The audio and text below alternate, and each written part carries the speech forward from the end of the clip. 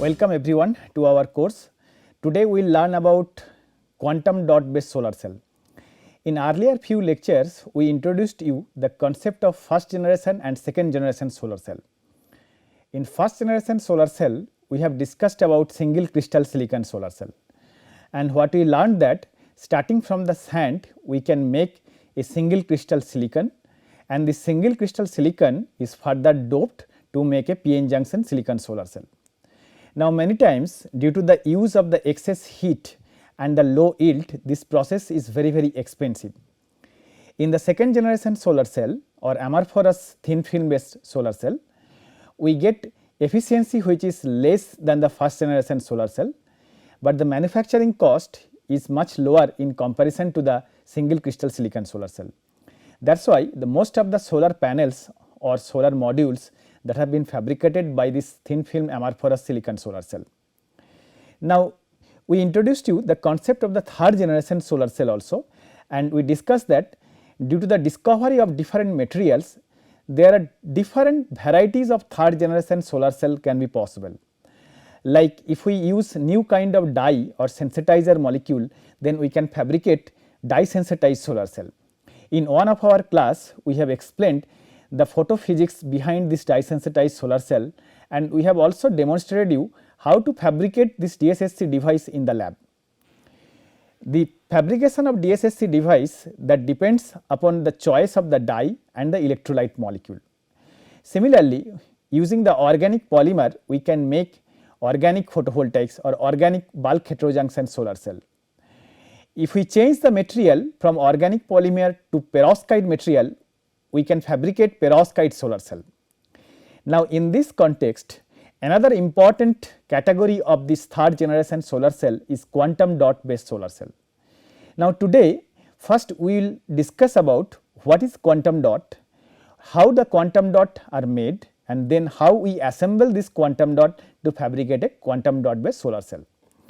So, before going to the quantum dot, first let us see, like which we have also discussed earlier, about the density of state. If you remember, the density of state is defined as the number of available energy states per unit energy per unit volume. It tells you how many states are available for the charge carriers for occupancy. We also have learnt that there is a probability distribution function which tells that at a particular energy E, what is the probability of occupancy of an energy state by an electron. And we have also seen that if we multiply the density of states with the probability density, which we defined as a Fermi distribution function, and if we integrate it over all possible energy state, then we get the total number of electrons or total number of holes in the corresponding band. Now, in the context of the density of state, we have seen that when we change the dimension of the material, the density of states change significantly. For example, if you look here, this 3D bulk material, here the electrons are free to move in all directions, and we have seen that the density of states in that particular case was proportional to e to the power half. And if we plot density of states versus the energy, then it looks like this graph. On the other hand, if you look a two dimensional bulk material, for example, a two dimensional graphene sheet, here the motion of electron is restricted from one dimension. So, instead of three different dimension, now electron are free to move in two direction. So, in the two dimensional system, the density of states is constant. We can write it as e to the power 0, because e to the power 0 is constant. And if we plot the density of states versus energy, for example, in a case of quantum well, it looks like this step function. The third system in this category is one dimensional bulk system. So, basically starting from a 3D bulk material, we are reducing the dimension one by one. You can take an example of a chalk, and let us reduce the dimension of the chalk by reducing one dimension at a time, and let us calculate what is the density of states corresponding to that particular dimension. Now, in one dimensional bulk material, motion of electron is restricted from two direction. So, that means electron are now free to move in only one dimension. In that case, the density of state is proportional to e to the power minus half or 1 over square root of E. And if we plot the density of states versus energy for an one dimensional quantum wire, it looks like this graph. Finally, we have a 0 dimensional material where the motion of electron is restricted in all directions, for example quantum dot. Now, in here the density of states is a delta function and which can take different values. As you have plotted here, the density of states looks like a delta function. Now, this delta function kind of density of states that defines that at a particular position the value of the potential is infinitely high and at any other positions it does not exist. In the case of quantum dot, which are very small size particle, usually in a dimension between 1 to 10 nanometer size, the effect of quantum confinement happens, and because of that this kind of material shows a size dependent optical, electrical and mechanical properties, which usually we do not observe in a bulk material. That is an important features or characteristics of this quantum dot, and this quantum dots has been used to fabricate different kinds of optoelectronic devices like light emitting diodes or solar cell, that we will see. Now, if we compare some of the important parameters or properties of the bulk material to the nano material, so we can see that in some case we get certain advantage over using a nano material over a bulk material. For example, in this table you can look here. So, we are comparing, the first property we are comparing is the structure.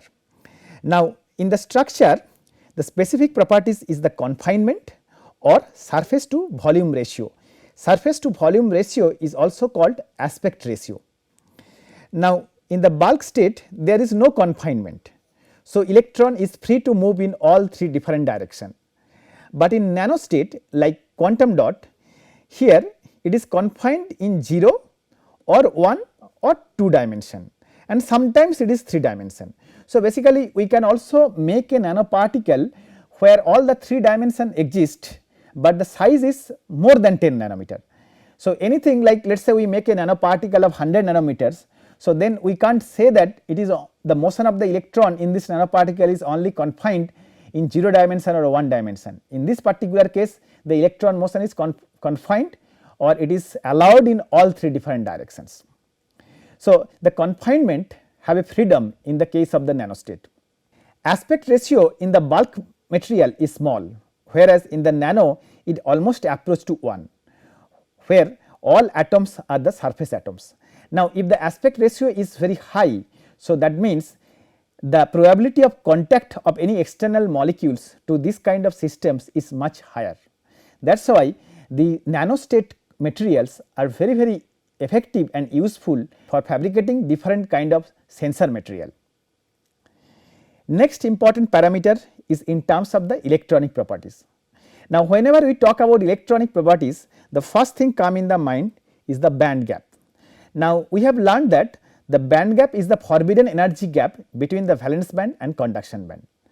In the case of the bulk material, the band gap value is constant, whereas in the case of the nano material the band gap is size dependent.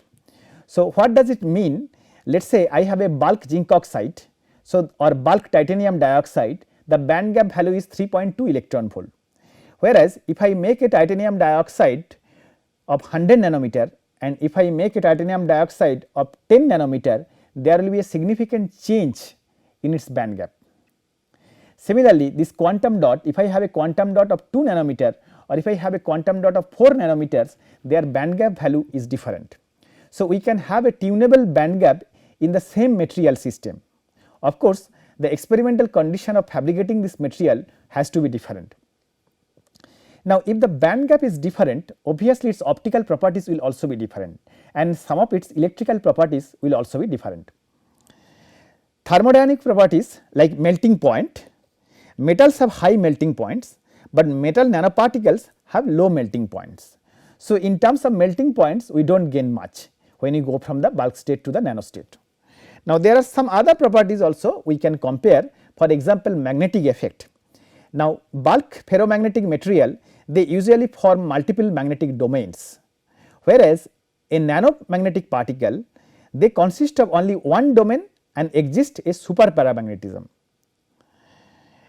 Density of states for a bulk material is proportional to always e to the power half or square root of E, whereas in the case of the nanomaterial we can get either a 2-dimensional structure or a 1-dimensional structure or a 0-dimensional structure. So, density of states for a 2-dimensional material is constant, for a 1-dimensional material it is inversely proportional to the square root of E, and for a 0-dimensional material it is different for individual energy levels, and we have seen that it follows a profile of the delta function. Now, since the density of states is different according to the different dimensions, now if we multiply with the Fermi-Dirac distribution function to get the number of electrons or holes in this system, so it will be different from 2D to 1D to 0D from the same material system. For example, let us say I have a carbon allotrope of a 3-dimensional material, a carbon allotrope of a 2-dimensional material, and a carbon allotrope of 1-dimensional material and a carbon allotrope of 0-dimensional material like carbon quantum dot. So, in all of these cases the density of states will be different, because although the material is made of carbon, the dimension of the material is different. Starting from 3D it goes all the way to 2D to 1D to 0D. Now, if the dimension is different, the density of states is also different. Now, if the density of states is different, when we multiply even the same value of the Fermi-Dirac distribution function, we will get the different charge carrier concentration.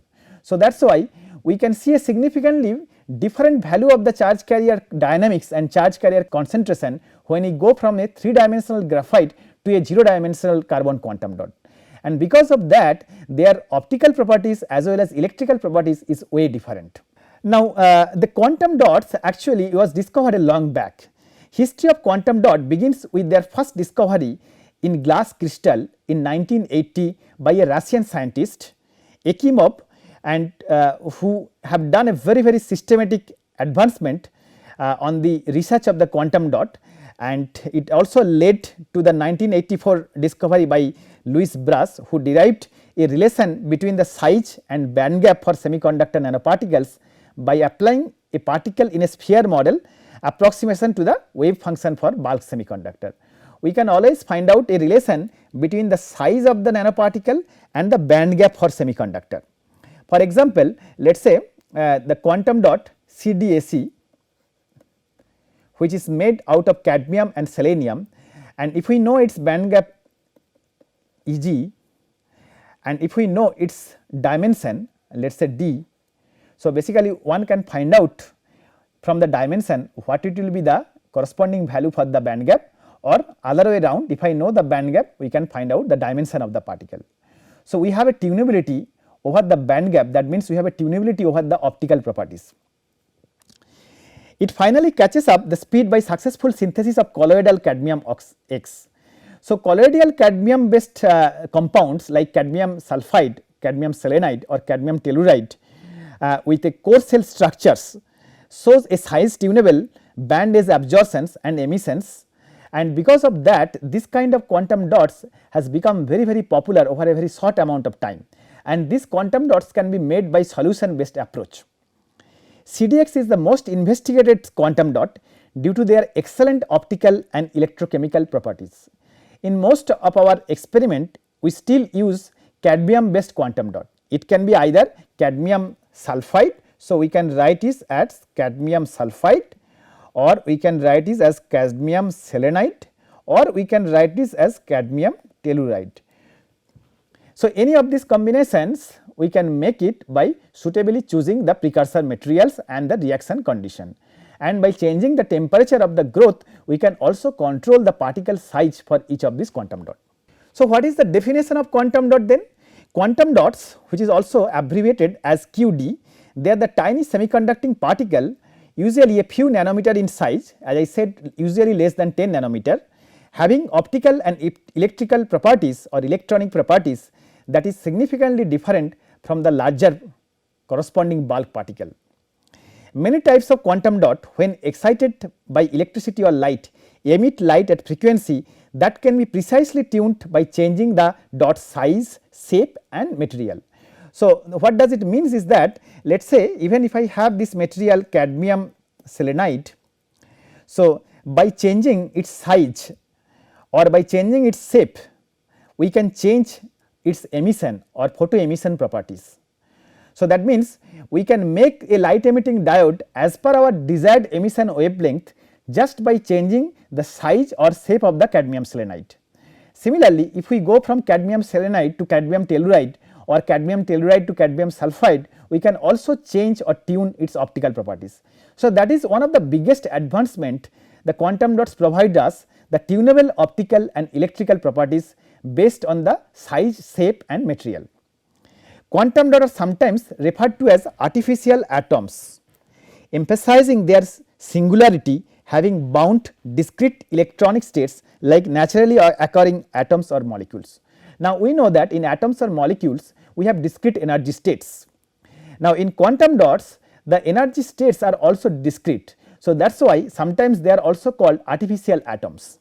Quantum dot have properties which are intermediate between bulk semiconductor and discrete atoms or molecules. Now, if I have a single atom or molecule of a zinc oxide and if I have a bulk zinc oxide, there is a huge difference in their properties. Now, quantum dot has properties which is not similar in either one of them. Their optoelectronic properties changes as a function of both size and shape. Larger quantum dots of 5 to 6 nanometer diameter, they emit longer wavelengths with color such as orange or red. Smaller quantum dot like 2 to 3 nanometer, they emit shorter wavelengths yielding colors like blue and green, although the specific color and size they are very much depends on the exact compositions of the quantum dot. Now, although this is a trend, but we cannot generalize this statement.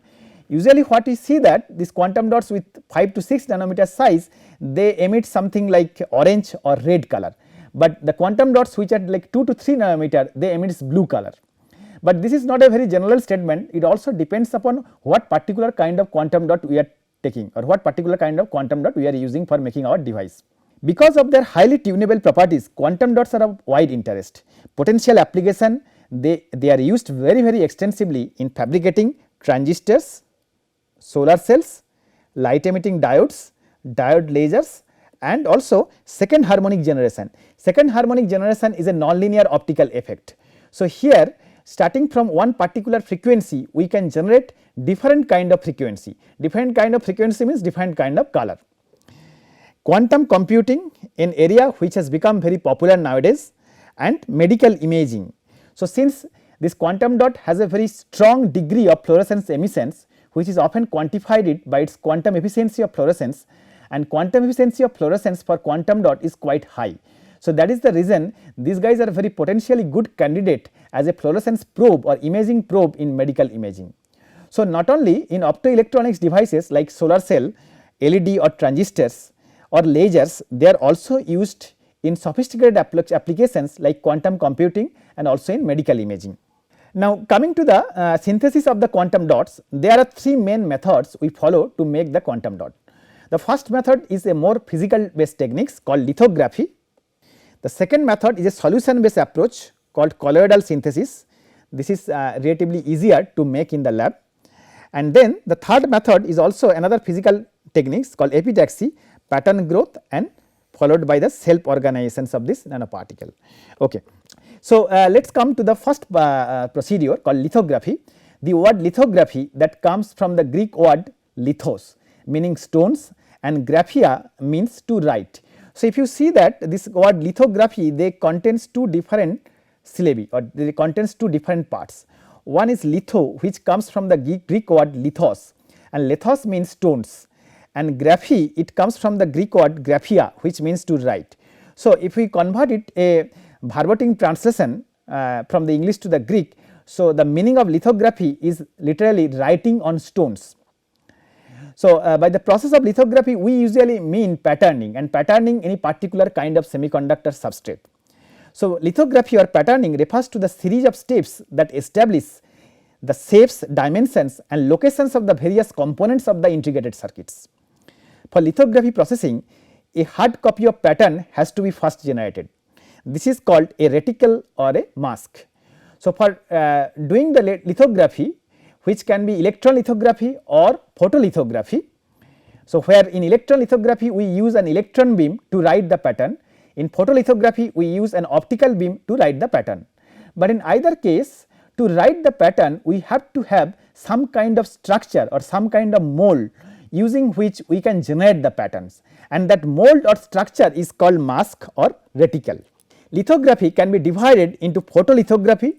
In photolithography we use light source or optical beam like laser light to write the structure. Electron beam lithography or E-beam lithography, where we use electron beam to write the structure. This sometimes comes with the scanning electron microscope or SEM. Then X-ray lithography, where we are using X-ray beam to make the structure, and ion beam lithography. Here we use the highly energetic ion beams to make the structure. Now, for the fabrication of quantum dots, we usually use electron beam or ion lithography. Okay. So, in electron beam lithography, like that is an ion beam lithography, both are quite complicated process, but we will try to see in a more simplistic fashion. For example, quantum wells. So, we start with the quantum wells and they are covered with a polymer mask, just like here you see this is a quantum well which is a 2-dimensional structure, and this quantum well has been covered with a polymer mask as shown in the beam here, and an electron beam is falling from the top. So, quantum wells are covered with a polymer mask and exposed to an electron or ion beam. So, in this picture here there is a quantum well which have been covered with a polymer mask, and on the top there is an electron beam is coming. Instead of electron beam one can also use ion beam. The surface is covered with a thin layer of metal, then cleaned, and only the exposed area keep the metal layers. Now, the next step is the B. You see there is only a thin layer of the metal which is only exposed, which we wanted to develop. Pillars are etched into the entire surface. Multiple layers are applied this way to build up the properties and size wanted, and there are some disadvantages associated with this process. This method is slow.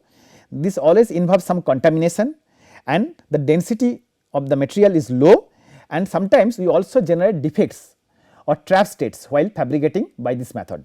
The another important technique is the epitaxy or pattern growth. Semiconducting compounds with a smaller band gap, for example gallium arsenide, are grown on the surface of a compound with a larger band gap like aluminum gallium arsenide. Now, growth is restricted by coating it with a masking compound. As a masking compound, we usually use silicon dioxide and etching that mask with the shape of the required crystal cell wall shape. The main disadvantage of this method is the density of the quantum dots limited by the mask patterns. So, whatever the mask pattern will generate, that determines how many quantum dots we will be able to make in this process. For example, in this figure we are showing that, like you can see that on an indium gallium arsenide substrate we have put in a gallium arsenide substrate, and then we are etching it in the presence of the silicon dioxide. Using a large difference in the lattice constant of the substrate, here in indium gallium arsenide, and the crystallizing materials helps the epitaxial growth. When the crystallization or the crystallized layer is thicker than the critical thickness, there is a strong strain on the layers. The breakdown results in randomly distributed isolates of regular shape and size. Some of the disadvantages associated with this method are size and shape fluctuations and the ordering of the material. Now, the third method, which is popularly used in many of the research labs as well as in some of the industry process, is the colloidal synthesis of quantum dots. One of the advantages of colloidal synthesis is that, in apart from the fact you can make it in a bulk amount, you can also make it on a flexible substrate, because you can print it or you can blade coat it on a flexible substrate in a roll to roll basis. The quantum dot synthesis methodologies have progressed substantially in the past 2 decades, and various synthetic approaches have been developed for the synthesis of quantum dots, ranging from liquid phase methods to vapor phase epitaxial growth. The liquid phase methods have the potential to produce highly dispersed quantum dot in a various solutions with less energy demanding process. A traditional approach for the synthesis of quantum dots relies on the heating of specific organic solvent and injection of semiconducting precursors, as the schematic diagram shown in the next figure. So, as you can see here, like here we are showing a hot plate. So, this is a hot plate, and there are 2 knobs in this hot plate. One is for the rotation and another is for changing the temperature. Now, we have put a conical flux which has 3 necks. You see here, this is one neck, this is the second neck, and this is the third neck. So, a 3-necked conical flux has been put on a beaker which has been kept on a hot plate or a heater. Now, what happens, like we purge from one of the neck or one of the inlets the nitrogen gas, and the precursor molecule is purged from this inlet, and we also substantially heat the material. So, whenever, like for example, let us say I have to make CdAc or cadmium selenide.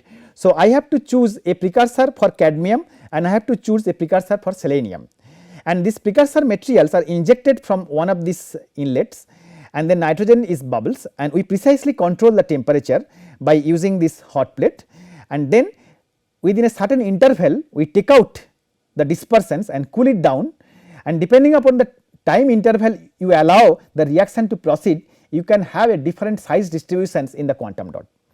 For example, here, like we are showing a particular size distribution for the quantum dot. The absorptions and fluorescence has been plotted in a same graph as a function of the wavelength. The first graph, this is showing the absorption spectrum, and as you can see that this absorption is somewhat like around like 425 to 430 nanometer range, and which has also a tail which has an end here also, like somewhat around 550 nanometer. And when you excite this quantum dot at its absorption maxima at 420 nanometers, so it emits with a color which is equal to somewhat around 550 nanometers or yellow color.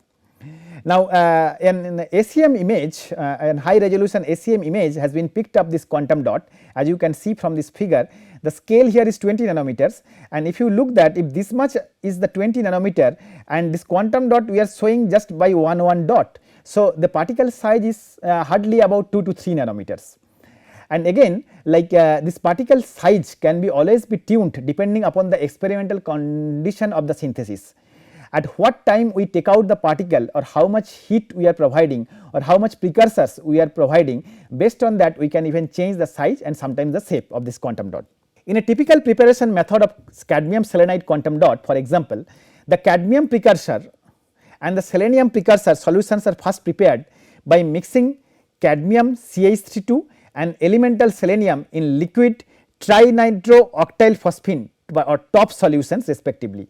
So, the precursors are here. For cadmium it is CdCH3 and for selenium it is elemental selenium, and we take these two precursor in the presence of the TOP solutions, which are then rapidly injected into the heated trioctyl phosphine oxide or topo solutions under an inert atmosphere, and the inert atmosphere is maintained by purging the nitrogens. In a batch reactor, typically a 3-necked round bottom flask. So, in the previous diagram we have shown that. So, in there we are injecting through one neck this cadmium CH3 and the other neck elemental selenium in the presence of the top, and the beaker already contains the topo solutions. We are providing the heat and also maintaining the inert atmosphere. Here topo serves as the stabilizing agent and high boiling solvent, which allows the mixture to reach high reaction temperatures up to 320 degrees centigrade. A series of quantum dots with different size from 1.5 to 11.5 nanometer could be obtained over a period of few hours by controlling the growth temperature. So, as we said that by changing the temperature and by changing the time, we can control the size of these CdAc nanoparticles. Now, what are the potential applications for this quantum dot for solar cell? Like for example, photovoltaic devices like solar cells. In biology, this has been extensively used for fabricating biosensors and bioimagings, for making light emitting diodes like LEDs, quantum computations, flat panel displays, memory elements, photodetectors and lasers. These are some of the potential applications where quantum dots has been used very extensively. But our the syllabus that includes the quantum dot for fabricating solar cells. So, we will discuss in details how quantum dot can be used to make solar cell.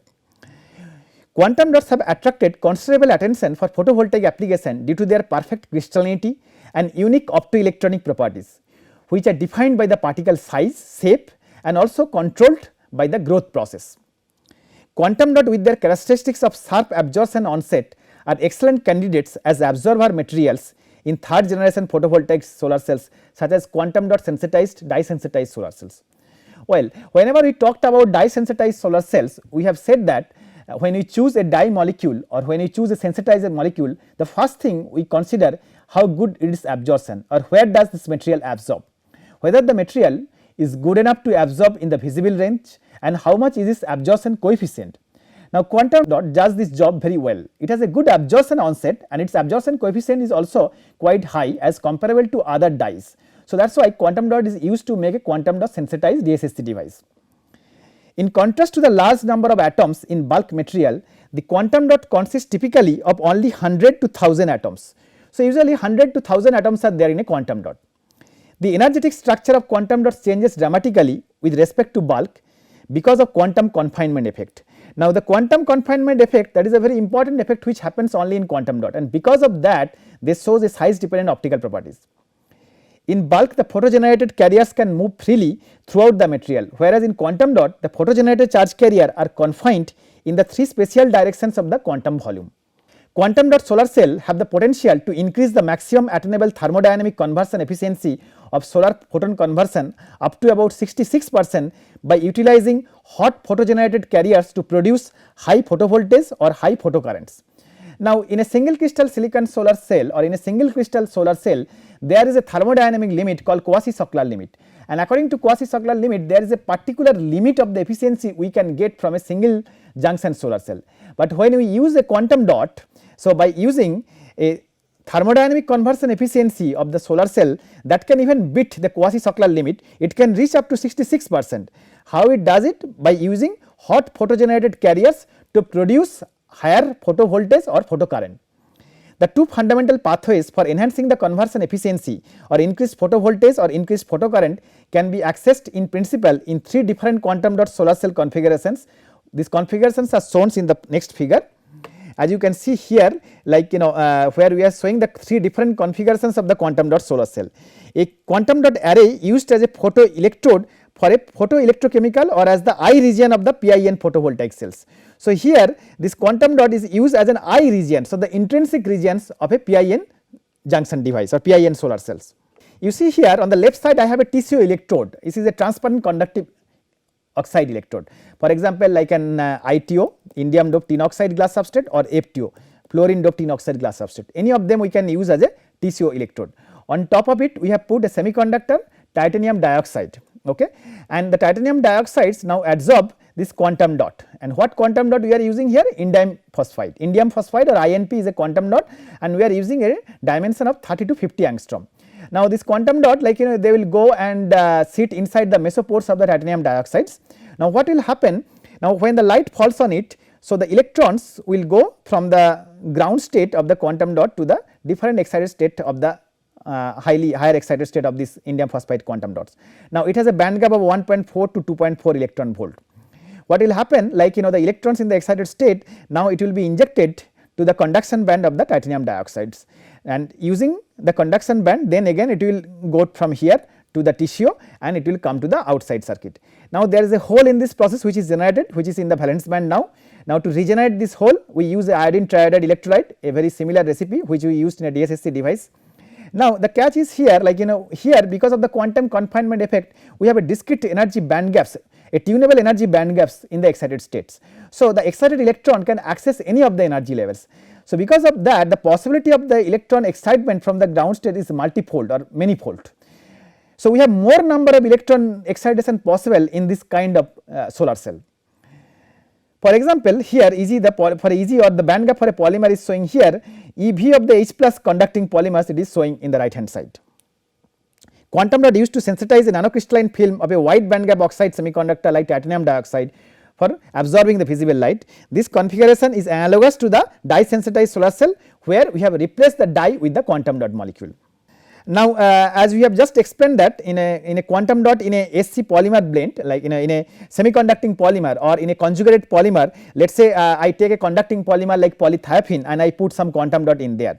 So, what will happen, like this is a whole conducting polymer and this is another electron conducting polymer. So, now when the light falls on this quantum dot, for example, indium phosphide, they absorbs the light and the electron goes from the valence band to the conduction band, right.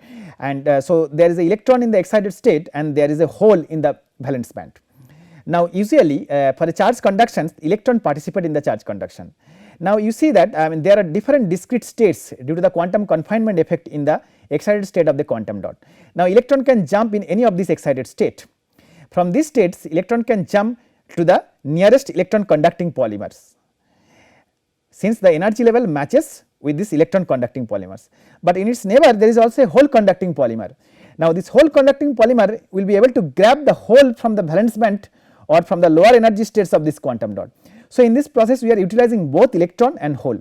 So whenever we are using a conducting polymer or a semiconducting polymer, which is a hole conducting polymer and an electron conducting polymer in conjunctions with a quantum dot, so the possibility of extracting electrons and holes are equal. Even if it is not equal, so at the same time we can extract the electron, we can also extract the hole to some degree. So that contribute to the increase of the photocurrent. For example, like this is a bulk material, and you see that this is the valence band and this is the conduction band, and sunlight is falling on both of this material, where on my right hand side there is a quantum dot, and in the quantum dot instead of valence band and conduction band we call it as a HOMO energy level and LUMO energy level. Now we have learnt that HOMO stands for highest occupied molecular orbital, whereas the word LUMO, that stands for lowest unoccupied molecular orbitals. So here in organic polymers or in quantum dots, the organic polymers are in quantum dots, the orbitals are defined in terms of molecular orbitals. Now this is the highest occupied molecular orbitals, so that is actually valence band at 0 Kelvin temperature, and this is the lowest unoccupied molecular orbital, that is actually the conduction band at 0 Kelvin temperature. That is why these two energy levels are called HOMO and LUMO energy level. Now we have two different systems. Let us say on the left hand side there is an indium phosphide bulk material, on the right hand side we have an indium phosphide quantum dot, and here the light is falling on both the material. So the electrons, it will be going from the valence band to the conduction band. Here also there is electron is there, when photon falls on that, so electron goes from the valence band to conduction band. What you see, they have separated the charge carrier, so electron is here and holes is in the valence band, and these electrons they emits as a heat. Whereas in the second case the same light is falling on the quantum dot. Let us have a look on this figure.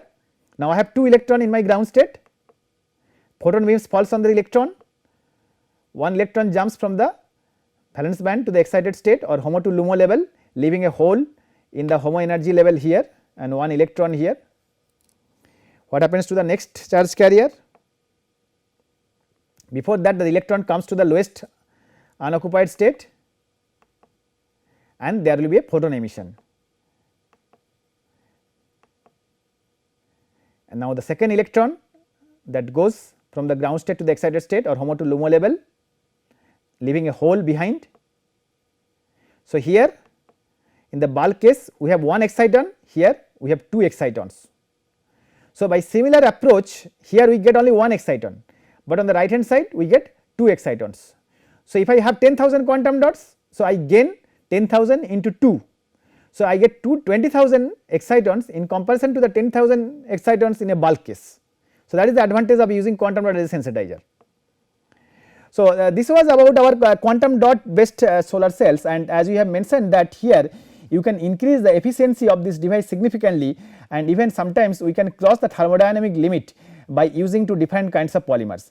And quantum dot based solar cells are relatively easy to fabricate. We can make it either by a physical methods like epitaxial growth or by photolithography or electron beam lithography, or the most popularly by solution based or colloidal approach, where we take the precursor molecules in a 3 neck conical flux, which we put it on a beaker, and also the beaker is placed finally on a hot plate. When we heat it and we add the precursor molecule in the presence of some kind of surfactant or some kind of stabilizing agents, and we allow the growth of the quantum dot. Depending upon the temperature and the time interval, the size and shape of the quantum dot is different. Now if the size and shape is different, their optical properties and electrical properties is also different. Now we can use this quantum dot either as a sensitizers or dye molecule in a dye sensitized solar cell, or also we can use them along with some conducting polymer, either with a hole conducting polymer or an electron conducting polymer. And we have observed that in comparison to the bulk material, the nanomaterials or the quantum dots they have an advantage of generating more kind of excitons or more hot charge carriers, which can contribute to the larger photocurrents and larger photovoltage in this kind of device. And that is why quantum dot based solar cells become very popular nowadays.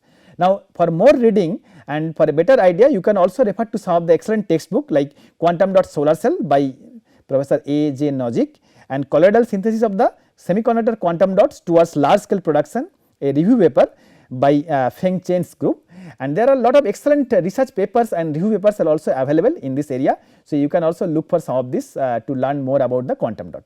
Thank you very much.